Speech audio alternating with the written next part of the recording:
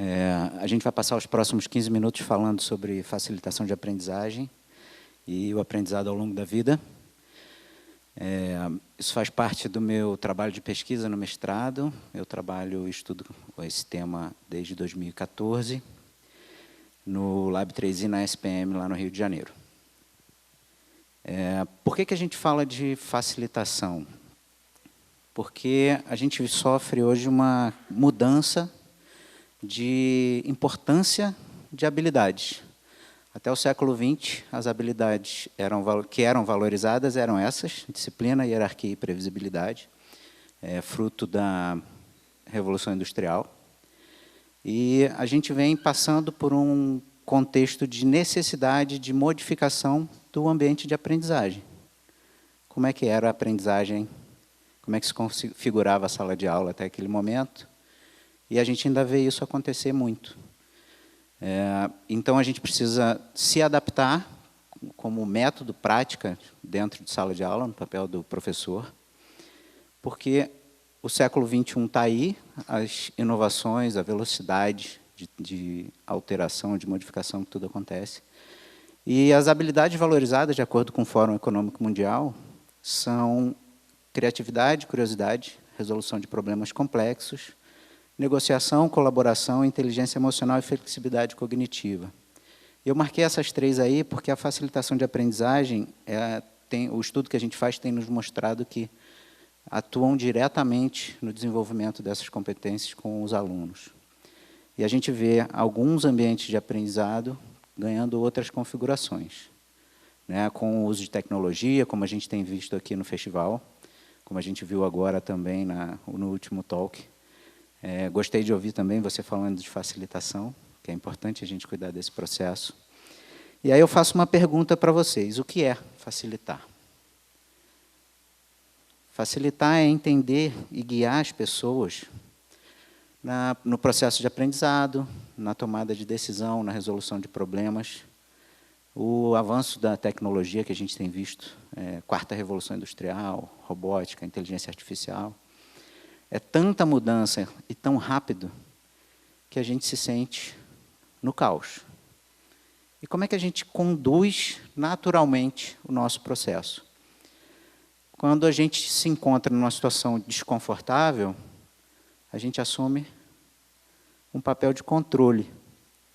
Na sala de aula, o educador herói, aquele modelo clássico, dono da verdade, muitas vezes injusto, numa pressão, com o artefato tecnológico na mão do aluno, onde ele encontra qualquer informação que ele quiser saber. Nem sempre a gente consegue ser o detentor de informação o tempo todo. E aí a gente consegue utilizar esse desconforto a nosso favor, através da cocriação de aprendizado, e aí a gente começa a modificar esse papel como o educador facilitador. E através de quais atributos esse facilitador precisa ter em sala de aula? A forte habilidade de escuta, ter autoconsciência e autenticidade, reconhecer essas fragilidades e transformar isso em potencial, fazer boas perguntas, promover o diálogo, ter uma abordagem holística, desde considerar qual é o turno que eu estou cumprindo em sala, seja um ensino fundamental, básico ou até universitário, como é que esse aluno chega na sala de aula. Promover o engajamento através dessas perguntas, provocá-los, questioná-los, promover o pensamento crítico, ter empatia, estabelecer laços de confiança com eles. E como é que a gente pode fazer isso? A gente desenvolveu, na empresa que eu presto consultoria, o equalizador de facilitação, onde a gente consegue ter uma ferramenta de modulação para a gente pensar o que é necessário para conduzir esse grupo. Então, a respeito de energia, aquele momento de sala de aula precisa ter uma energia mais dinâmica ou mais reflexiva. É a experiência de conteúdo teórica que a gente está propondo naquele momento ou é experiencial, é uma atividade prática? Qual é a minha influência como facilitador naquele momento? Se eu estiver propondo uma dinâmica gamificada, por exemplo, são duas equipes construindo um projeto de Lego, como a gente está vendo lá no pavilhão. Meu papel qual é? É grande ou é pequeno? Eu sou quase um mero observador ali, pronto e atento para atendê-los em qualquer dificuldade. De onde está vindo a origem desse conhecimento? Eu sou o dono do conhecimento naquele momento, eu estou expondo alguma coisa para eles, explanando sobre alguma teoria, ou eles estão trazendo algum conhecimento que eles construíram num momento anterior. É a apresentação de um seminário, é alguma entrega que eles estão fazendo, onde eles sabem. A participação do grupo é baixa ou é alta?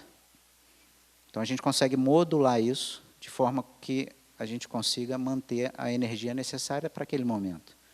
E aí, esse equalizadorzinho aí, a gente pode preencher ele, considerando o meio zero, e aí a gente vai preenchendo aquilo ali, isso pode ajudar no planejamento. E falando de planejamento, qual é o caminho que a gente está desenvolvendo lá no laboratório?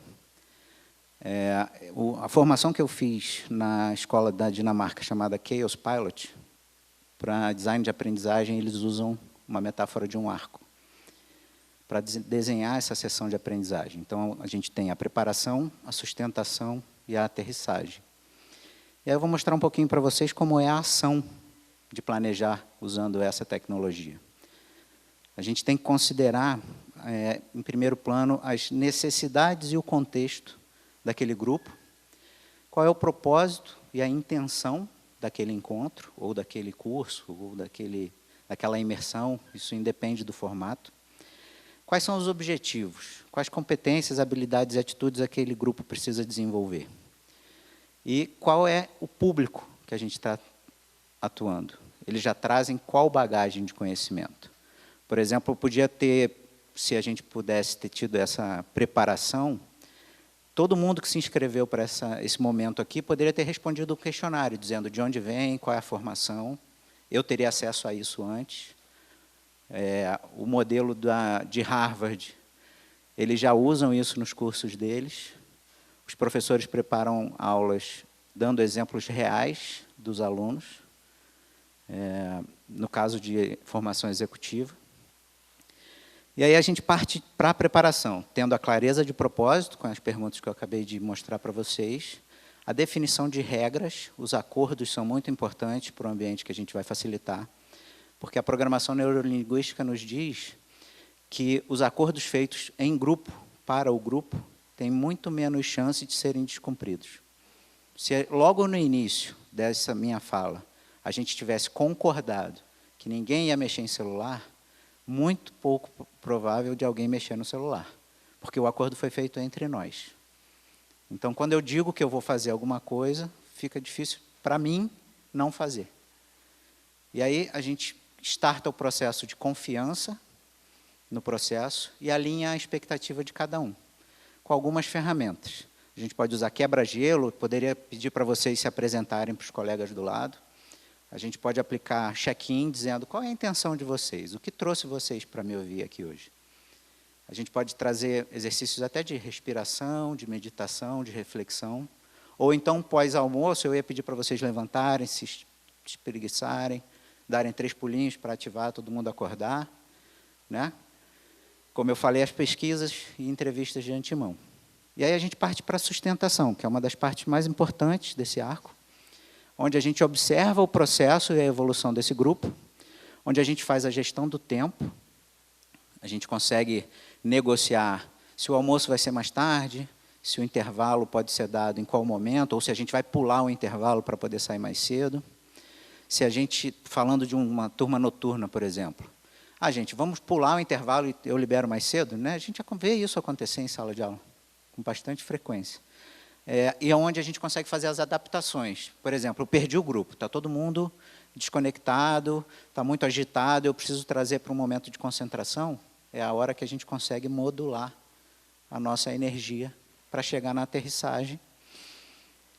A gente pode também utilizar ferramentas como Design Thinking, se a intenção for a criação de um brainstorming, se eles precisarem chegar em alguma solução naquela jornada.